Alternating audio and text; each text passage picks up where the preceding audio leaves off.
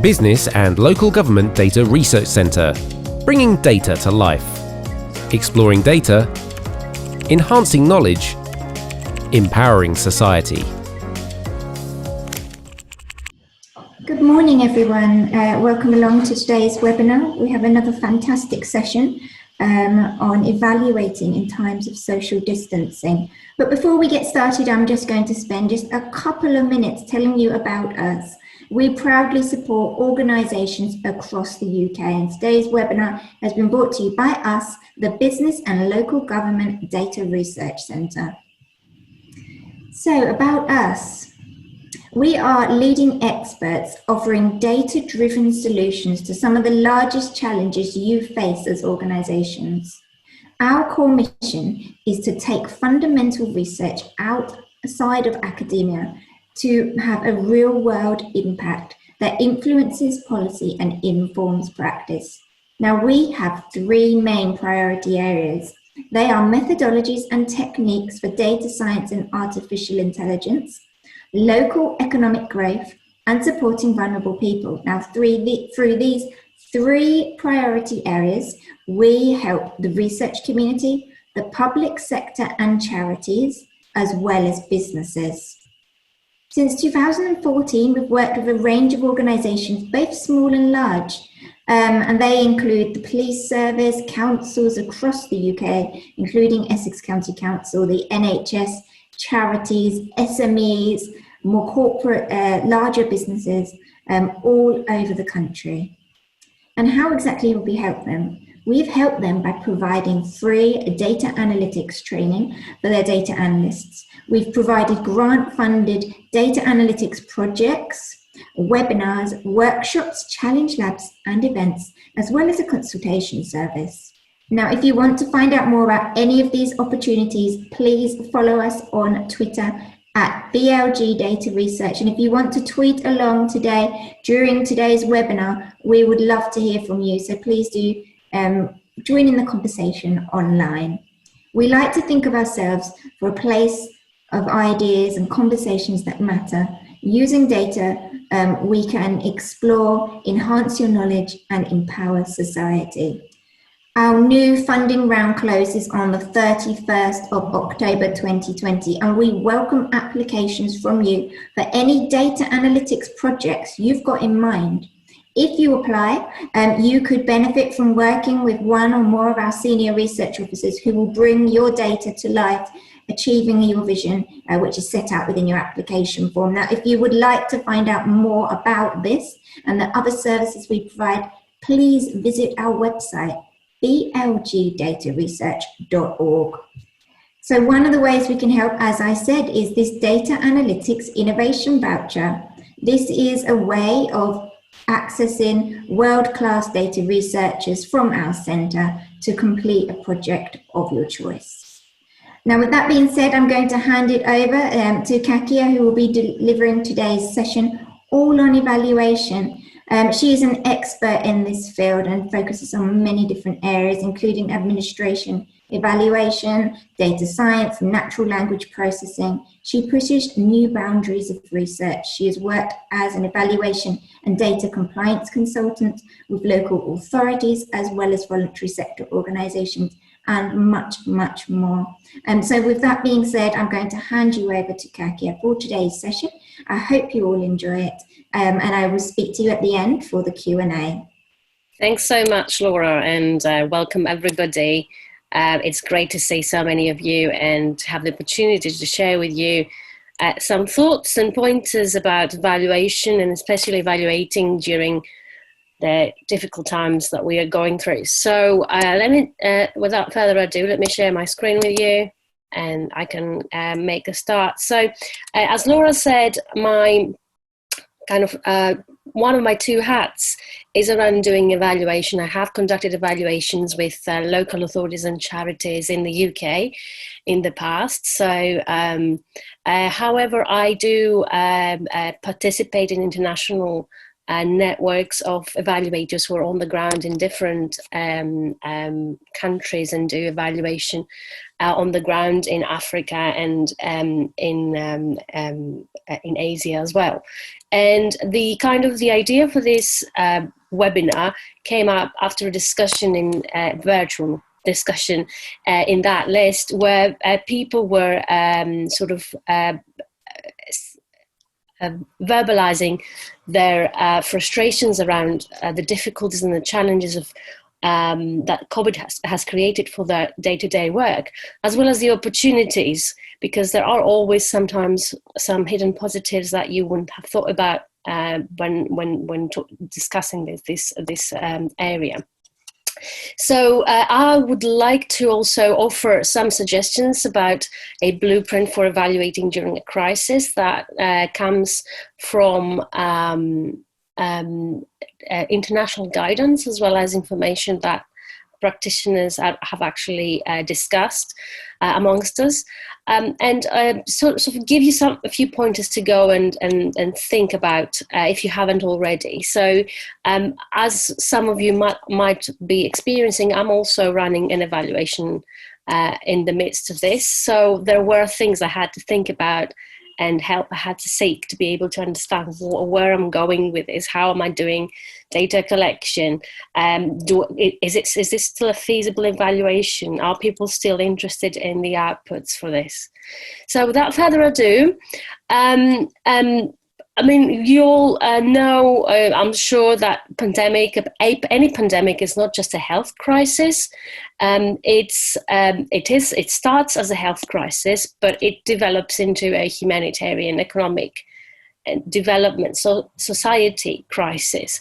So there are a lot of things, a lot of interventions that have been affected, a lot of programs that have been affected because of this crisis. So some positives would be, so domestic abuse, there's loads of work around children at home and their online risks, the economic impact of coronavirus, and as a very good quote has put it, now that children don't go to school, the number one reporter for these sort of child abuse were the teachers. Teachers do not see kids anymore.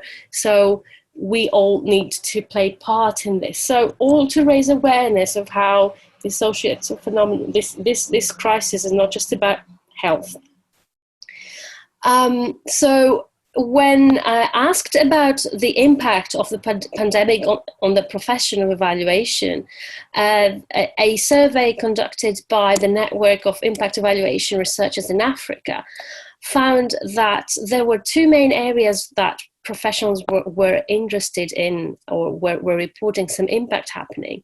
One was in working conditions, and in particular, there were quite a big majority of them did report that their work were partially disrupted by the pandemic, and that some of them were able to fully work from home.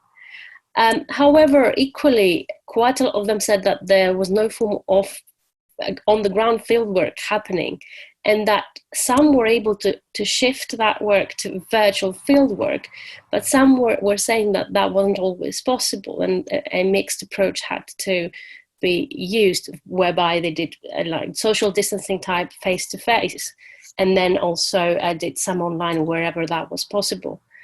Quite a big majority of them said that they were unable to deliver training or mentoring, especially to researchers that were conducting that evaluation on their behalf. However, as a positive note, quite a big bunch of them said that they now had more time to do scientific writing. So their work had shifted a bit to put their ducks in the row, write down some of the preliminary results and do data analysis of whatever they had.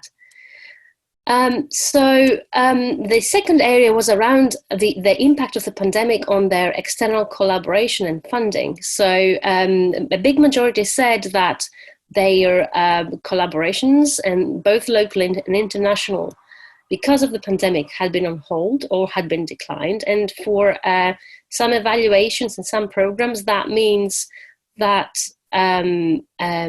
basically everything has to halt.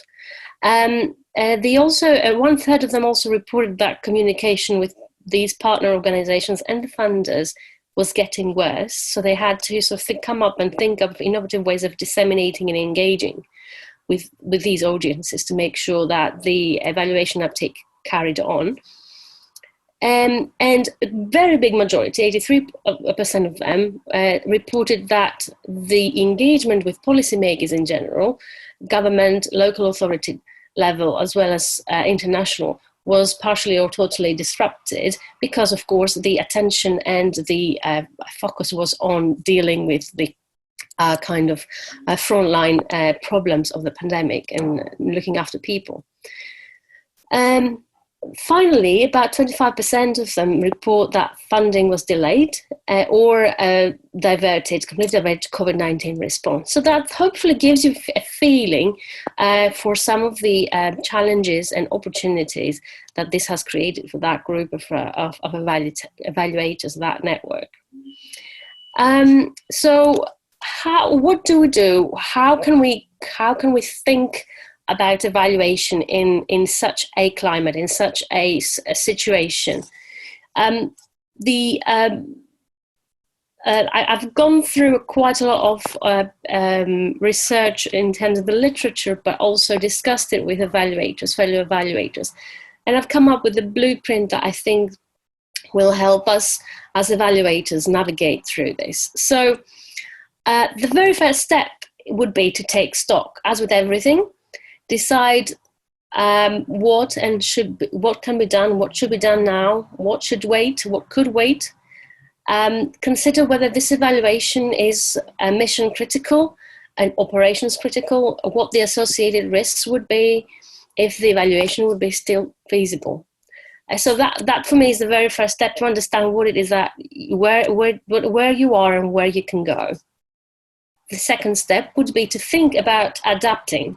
So can you adapt the evaluation scope, the measures, the process, the dissemination information, the roles of the evaluators and the different stakeholders within it, and the data to a new normal? Could you tap into existing data sources? And that comes as a very good solution if you find yourself stuck where you can't go out to interviews or other data collection, and you have to somehow come up with an answer to measure or a KPI. Could you collect that data remotely? I'm also considering ethics, challenges when it comes to individuals or populations that can't be easily reached or don't have access to the digital tools. And finally, don't stop engaging, don't stop sharing, and don't stop disseminating. It is a very isolating place to be working from home and be doing all this remotely, but don't make that, don't stop and isolate the results of your work. Trust, accountability, and openness are essential, especially in times of uncertainty. So what I'll do now is go through each one of them and maybe discuss them in more detail. Hopefully that should give us enough time then to come on, conclude this, and also come up with questions if you like. So, but in the meantime, if you do have questions, as Laura said, put them in the Q&A box, please, and then we can then pick them up at the end and discuss them. So step one, take stock. As I said, think of how COVID has impacted on all aspects of your evaluation, not just the risks associated with going and collecting data, but also your timeline of the program, the timeline of the evaluation, the people involved, the data that you're able to get hold of and analyze, how you're going to disseminate it. Do you need to change measures? Is this an opportunity for you to add measures around COVID and the challenges that it's creating for the program you're evaluating? And as a consequence, maybe you now have an additional area that you could evaluate. So another thing to consider would be how critical the evaluation is. And I have a risk matrix from ILO later on to show you in the next slide. What would be the associated risks? And as I said, not just about face-to-face interviews or data collection, but also other things around delivery of the program and funding. By considering these three elements, you should be able to decide what can and should be done now and what should wait. And it's fine to be honest, and it's fine to say that this is no longer feasible or useful as a kind of element within an evaluation. And the question I always ask myself when going through all of these steps, but this is a really good step to start with, is overall, would this evaluation still be feasible? And more importantly, would this still be credible and useful to the people that will be getting the outcomes and the results? And be positive. Are there any positive opportunities that I can make out of this, both in terms of data collection as well as other elements that you might think about it, especially in relationship with the program?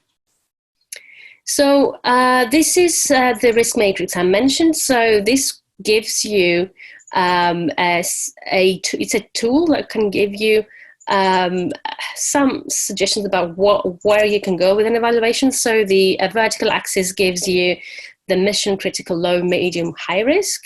The horizontal one gives you the low, medium, high constraints and limitations. So if you have a low mission critical and low constraint limitation, then you can probably continue these operations with caution. And it will fall under this first box here. If you have a medium mission critical, low constraint limitations, that will probably be the same thing. Now, if you have high mission critical but low constraints, then try and continue these operations with enhanced priority. And by what that means, if you have a look at the document, it explains possible measures that you can take, both in terms of practicalities as well as the methodology of evaluation. Then we move on the horizontal axis to medium constraints and high constraints, and you see that some of the areas where it's high critical, high limitations, high constraints, then you have to, the suggestion would be that it's totally remote. Then there are some suggestions there about having it in a hybrid dual mode where you do some remote, some face-to-face. Finally, there's two categories, the low mission critical, medium constraints, where the advice is that you reschedule to a later date, and also where you have low mission critical, low priority, but high constraint. And the suggestion there is, if you can't think of an alternative way to make it feasible, to cancel it. So I've included this here. You should be getting it as well with the recording, but now we have some links that we will be posting towards the end of the session as well about where to find this. But I found this a very useful tool when trying to understand the next steps in the decision making around what do I do now? Do I reschedule this? Do I cancel this? Do I do what I can, or do I just continue as normal? Another useful tool helping me go through and navigate this and these types of questions is a tool offered by the Independent Evaluation Group in World Bank Group.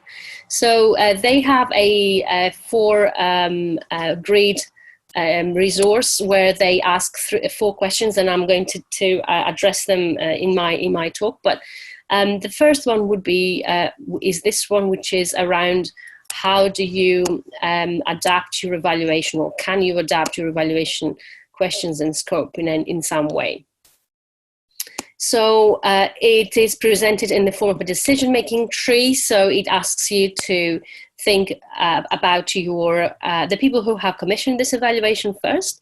So consider whether your target audience is still likely to listen and act on the findings, and whether you need to make some changes and adapt to that, but then proceeds to ask you if you have good findings, if there is anything you need to adapt, and whether you can make it a feasible one or not. Also consider that at all points through your adaptation, your practical and ethical considerations might be changing. So step 2 would be to adapt, and adapt in any way possible to help you either deliver or partially deliver that evaluation. That's assuming this is not rescheduled or cancelled. So things to consider is adapting the evaluation scope, measures, processes, how you disseminate the findings, how you collect the data, how you assign roles within that evaluation, and also what sort of data you now have or you could collect additionally. Would you need to rethink your evaluation design? And again, these 4 scenarios, and I'm just going to be zooming in. You would need to, and then mapping us to the previous risk matrix. Any operations that would continue with caution, you probably won't need to change much, other than maybe the mode of delivery. But for the hybrid, remote, face-to-face data collection, when you need to change something, then you might need to think about somebody else doing the interviews or yourself doing them remotely. Other aspects would be that the project manager or yourself, if that's one of your roles, would be providing stakeholder contact information remotely again. So basically do whatever you can remotely, and whatever can't be done remotely gets done face to face. Finally, the totally remote, you moving your data collection if needed to completely web-based surveys. You get maybe both project management and the remote interviews happening remotely. And of course, the dissemination happening remotely as well. Finally, the last 2, so the rescheduling and the cancelling, they make some suggestions in terms of what you need to do. Probably you'll need to negotiate budgets and timelines, but the rest will have to wait because you won't be doing any data collection or liaising and dissemination at this stage. The third step would be to, again, linking with the previous step of trying to adapt, would be to think about the opportunities of existing data sources and what these might present for your evaluation. So the question to ask yourself would be, could you use the existing data sources rather than collecting your own? And there have been some very interesting examples that we at the Centre as well have worked with, where we have done secondary analysis of geospatial, social media data, financial data. We have also done document information extraction from documents and emails. So all of that it's information that you might not consider them as data, but they could offer you an interesting perspective into the measures you are trying to capture and evaluate. The other thing I sort of consider is whether you could approximate measurement using a proxy or using available open administrative or other data.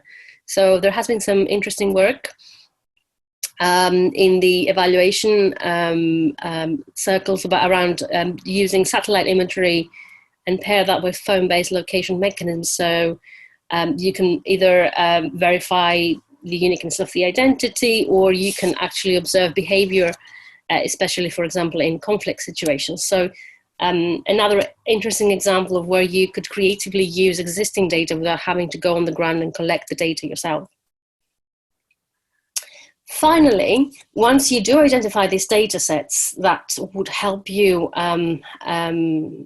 evaluate or help you measure the effectiveness of your evaluation without doing extra data collection, consider the agreements you have in place. Do you have the right ones to use that data for the purpose of the evaluation, or do you need to negotiate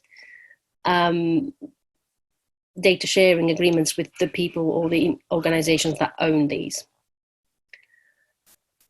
And consider at that stage whether there are ways you could improve what remains feasible. So could theory-based principles help you? Do you have enough data that could help you experiment with artificial intelligence, or so using machine learning or automated text analysis? Could you hire somebody external to help you, help support you in areas where you don't have the skills? And the element as well that gets stressed here is whether you can do all that ethically, and whether you, if you can't do that with anonymized data, whether there are procedures you could follow to anonymize and protect privacy.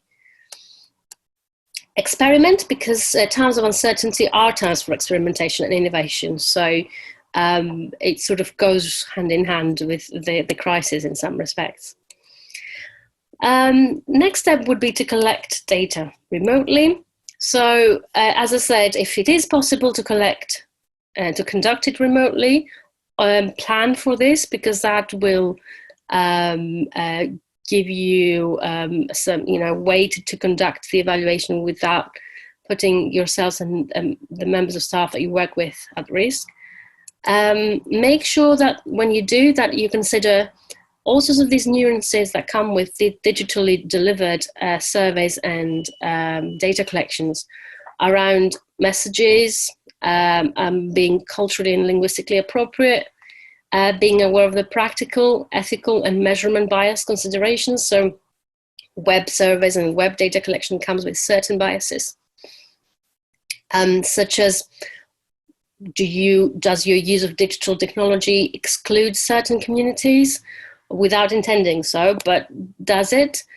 So could it be that the non-digitally literate community or communities, or the communities with limited access to internet, and that technology will be disadvantaged when filling in that form or completing that interview? And is there any way you could rely more on the expertise of the local on-the-ground researchers that could approach the individuals you are interested in approaching with that travelling match? That's especially applicable if your evaluation involves loads of travelling and loads of moving from place to place. So if you were able to interview remotely the right key informants, and you could do it in an ethical way, then you'll be able to work around all the biases involved in that and come up with a very good data set or data source that is conducted and collected completely remotely. There might be opportunities, as this decision tree says as well, around training the people you work with in this form of delivering and data collection. So consider that as well as an additional resource that needs to be spent. Finally, I can't stress this enough, disseminate, be transparent, ensure continuous stakeholder engagement. Communication is key here, as it has always been. The only thing that will change is the mode of delivering, or the mode of communicating the evaluation and its findings. Factor in emergency settings, factor in the challenges that the stakeholders and the people you approach might have to face from if you're conducting a kind of health-related evaluation. It could be as simple as not worrying too much about your evaluation, but worrying about delivering care. But also the very simple thing of homeschooling and the challenges that might pose for some individuals that you might be evaluating. So factor in all of these different emergency settings and be flexible. But also factor in technological disruption. So if this is a Zoom interview or an interview using a video conference mechanism, then it could be that it's not working or something goes completely wrong. So always have a plan B. Remember that there are time zone differences. It's a silly thing, but it matters a lot, and it might make all the difference when trying to schedule things across different time zones. Remember to connect with other evaluators. One of the positive things about the pandemic is that it's brought us all together in isolation, let's put it that way. So do connect, don't forget to tell people about your challenges and seek out advice for any challenges that you might be facing. But also, if there are any good lessons you've learned or opportunities that have arisen due to your work, do share them with people, because they will be interested to know. seek opportunities to exchange these practices and ideas and information, and try and amplify the reach of your evaluation using new ways if you have not used them before, such as digital social media.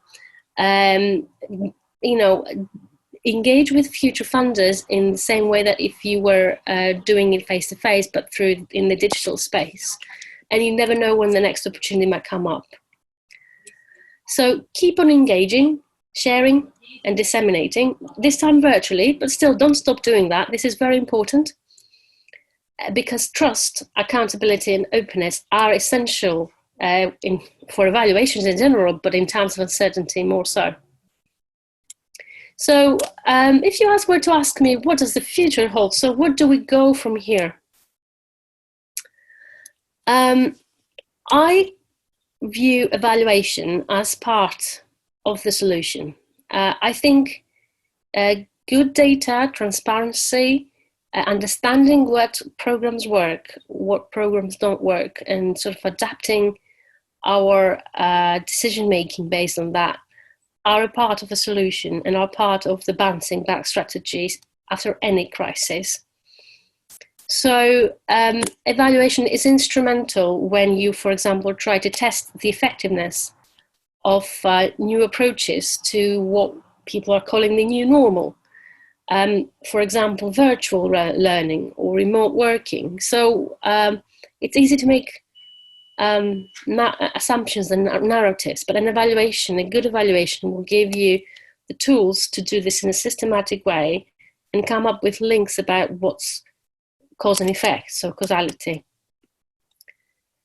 It will help you when estimating the socioeconomic impact of the pandemic. So at the moment, we see the government, for example, announcing some measures to improve the situation of the economic standing of certain households and businesses. So all of this we will need to, as data people and as evaluators, we will want to know if they have been effective, and whether either in a similar crisis or in a similar pandemic, what would be the best way to do, and which of these measures were more effective. An evaluation is also very helpful when you're trying to understand the impact of that government policy and that responses to the pandemic. So it's in our nature as evaluators to ask these questions and say why, and sort of, did it help? Of course, help us understand what worked and how to prepare for future pandemics. This is a long-term goal, I think, of evaluation, but I think evaluation is very important and very crucial in that journey. So I'll sort of leave again that blueprint in front of you, but sort of to try and summarize all these ideas. So you first take stock, you adapt and you are flexible as much as you can. You use existing data sources if possible. You collect data remotely if possible. And you never forget to, even in isolation, working from home, in that context, to keep on engaging, sharing and disseminating, because trust and openness are very important for our work generally, but also for engagement and the trust of the public in the work that we do. So on that note, I think I'd like to hand you over to, oh no, before I do that, Laura, would that be okay if you post all these links to the chat for me, please? So in the slides, we have compiled a list of all these material and resources that I've mentioned, and Laura will shortly be posting them in the chat box for you. They will also be available as part of the recording, but in case somebody would like to check up on them between now and when we post the recording, Laura will be posting that for you. It's all in the chat box now. Everybody. Oh, fantastic. Thank you so much. Okay. Make sure you copy and paste these, because after this webinar closes, you might lose the chat box. So make sure you copy and paste them or open them somewhere. So without further ado, I'll also sort of conclude my presentation here and hand you over to Laura, who will be going over our some information about our next webinars, and then we can get questions from the Q&A box, which I see there are quite a few. So thank you very much for that. Keep them coming. Well, what a wonderful webinar. I think you agree that evaluation is such an important use of data, and during this time I think it presents as many challenges as it does opportunities, actually. Now, speaking of opportunities, there are more opportunities to benefit from working with us. They include our podcasts and webinar series, workshops, training, data analytics, innovation vouchers, which is our grant-funded opportunity to collaborate with us, and other opportunities too. Speaking of other opportunities, we've got more webinars coming up. In October, we have open source data, how and why open data is useful. Again, Kakia will be delivering some fantastic content there, all about how you can access open source data, why you should, and how you can moving forward. In November, we've got the visualization of data. We're turning numbers and words into visuals to help you understand the true meaning that we have behind it. And then looking even further forward, in January 2021, we've got social return on investment, measuring your value. You can find all of these on blgdataresearch.org on the bottom of that page. So please do register for all of those that you're interested in. Plus, we've got others coming up too, which have yet to be announced. They include asking the right questions to get the right answers, best practice in evaluation forms and impact assessment. We've also got evidencing need and exploring your text data. Now, if you've missed any of our bounce back from COVID-19 series so far, you can catch up over on YouTube, which is ESRC BLG Data Research Center. And we share links for that on our Twitter account and on our website too. There on YouTube, you will find GDPR Virtual Masterclass Part 1 and 2, Cybersecurity, your data strategy, data audit, the changing role of social media during social isolation, how data shape the world's approach to COVID-19, and much, much more. Finally, thank you very much for joining us. We're going to move on to the live Q&A now, and I can see some questions already popping in, but I just wanted to leave this up to remind you that you can keep up to date on our latest publications, work, grant-funded opportunities to collaborate. You can find us on LinkedIn, YouTube, and Twitter. Let's move on to the Q&A, and I'm going to leave this slide up here, which is just a reminder of where you can find us and how you can contact us moving forward. So I'm going to start reading out the questions, and we'll get through as many as we can before the end of this webinar. We've got some really good questions coming in, so keep them coming. So Kakia, this is over to you. Could you give an example of where you've used existing data such as geospatial, document automated extraction, satellite imagery, phone records, machine learning, and automated text analysis? Oh, that is a juicy question coming in there from Sylvia. Thank you. Thanks, Sylvia. I'll touch upon some of them, but if you like more examples, do get in touch because I could be talking another hour going through all these examples. So I'll just refer to a very recent one that I did with satellite imagery. Not just myself, other colleagues have done as well, but I've been involved in some capacity. So the very interesting thing that they did was they wanted a way to understand where conflict had happened around the world, and so the access on site around the world was difficult because of these conflicts. So what they have done is they've used imagery from satellite images before and after the conflict took place to be able to gauge an understanding of the level of destruction and disruption. We at Essex sort of use that idea to try and see if it would be possible to come up with a measure around the resilience of these areas. So this is still work in progress, but this gives you a flavor for how has been used. I know of other like attempts to use satellite imagery, such as there has been some work in academia where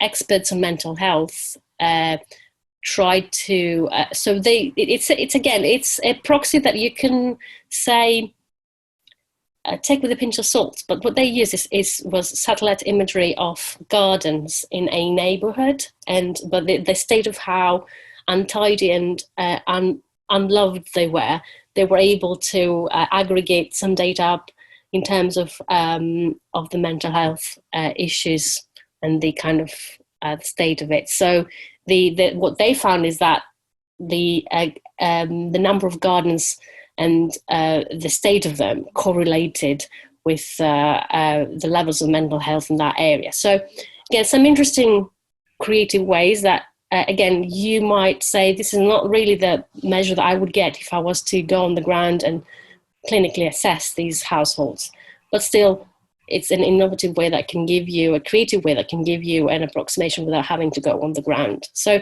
but please get in touch, because if you're interested to hear more about the other examples, I can sort of discuss this with you if you like. Thank you. Thanks, Kakia. I hope that helped. We've got another one coming in here. I'll take this one if I may. It's about how many funding rounds do we have each year?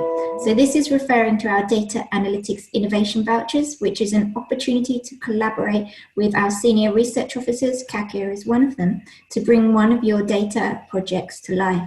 We have 3 rounds per year, but this is probably going to be the final round for this year. So it's a really good opportunity to get in touch and really talk about your project, the data you're collecting, and how we might be able to collaborate further. If you want to arrange a consultation, these are being conducted virtually at the moment due to social distancing measures, and you can contact us via email. The email address is on the screen now, or you can contact me directly. I'll be sending a follow-up email after this webinar. We've got our next question coming in, a really good one again. This one will be back to you, Kakia. So thanks, really interesting.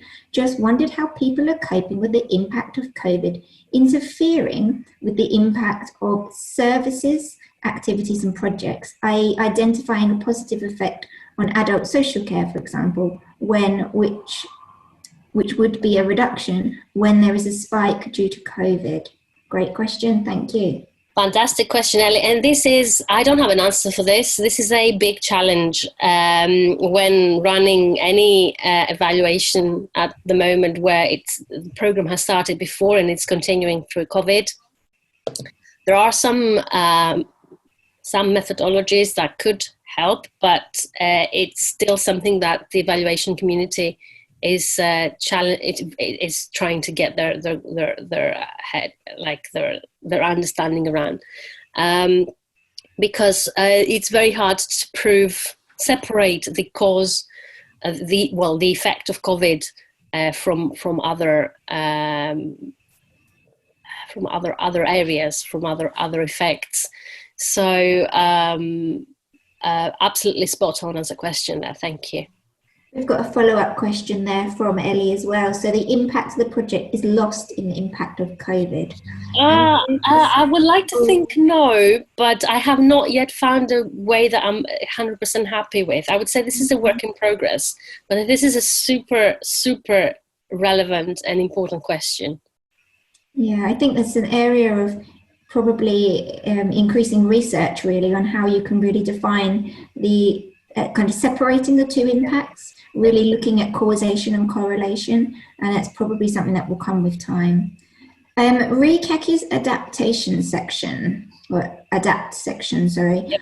What about the considerations of the physical space, re the safety of the evaluator and the participant, minimizing risk via PPE and social distancing at a time of COVID? Very in-depth question there. Very important and crucial. I mean, I guess, I'm not a public health expert, but as an evaluator, I would normally resort to the remote if possible. If not possible, then if a face-to-face had to happen. And my critical matrix said to me that I couldn't postpone that evaluation for later on, and I had to go and collect the data. I would follow whatever advice was given at the time that was relevant to any type of social distancing. So, the number of meters that were given, of course, wearing PPE or wearing masks. As a project manager or somebody who manages that evaluation, of course, you would have additional risks that need to go on your risk assessment form.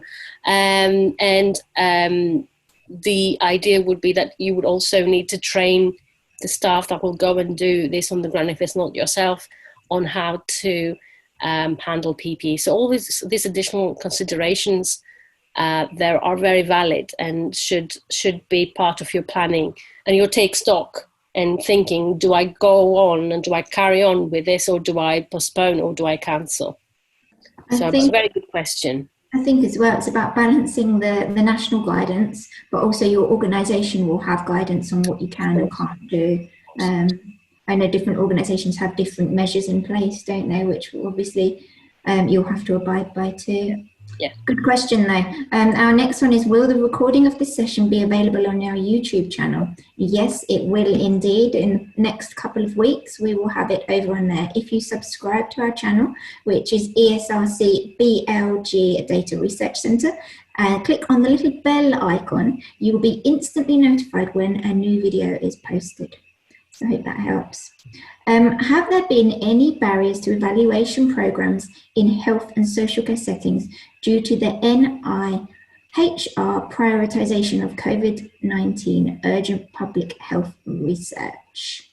Good question, Deb, but not that as far as I'm aware of, but I haven't spoken to evaluation practitioners in these settings recently. So it might be worth, somebody to go have a chat. But also, if you're interested, there are colleagues at the Department of Health and Social Care at the university who do conduct these evaluations. So if this is something that's important for you, I can find out. So I do know, though, that if in terms of funding generally and funding opportunities for evaluation as well as research generally, it has been something that has been prioritized. So if you do COVID-19 related research, you're more likely to have a variety of options in front of you to get funding from than if you were doing just your normal research. So most researchers are really good at adapting their interests into what the funder would like to fund. So it sort of comes natural to us, but we have seen definitely that kind of behavior, because of course operational needs of the government and the funders as well, interests, they all revolve around COVID-19 now. So but if you're interested to know specifically for that sector, I can either ask or I can put you in touch, so just let us know. Great, so I think that's all the questions we've got, so I will end the webinar now and wish you all a wonderful webinar. Laura, one final thing, whilst we have everybody on the call, at the end of this webinar there will be an invitation to fill in a survey for us, so if you wouldn't mind spending a few minutes to help us improve ourselves and improve future sessions as well, so we would be really grateful. Of course, thank you, that's a really good prompt there. So if you want to listen again to this webinar, you can find us over on YouTube. We've got some more sessions coming up, which I hope you will join us for. And if you have any follow-up questions that come to mind, send us a tweet, send us an email, however you want to get in touch, and we'll be sure to get back to you. So I'll speak to you all very soon. Take care of yourselves and have a lovely week, everyone. Thanks, Kakia, and thank you to you all too. Bye, everyone. Business and Local Government Data Research Centre, bringing data to life. Exploring data, enhancing knowledge, empowering society. Whether you are a business, charity or public sector organisation, we can help you use data to improve your work. Find out more about our free support online. Visit blgdataresearch.org or click the link in the description.